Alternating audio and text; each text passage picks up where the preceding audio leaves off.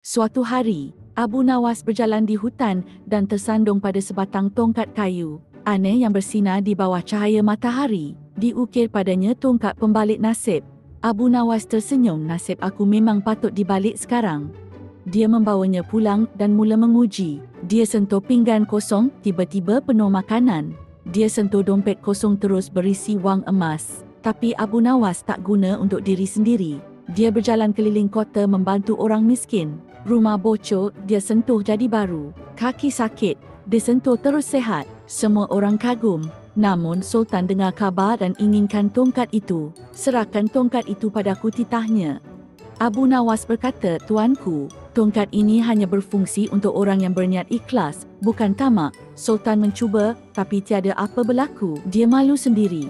Akhirnya Sultan berkata, kalau begitu, teruskan bantu rakyatku, Abu Nawas. Abu Nawas tersenyum, bukankah itu memang nasib yang perlu dibalik?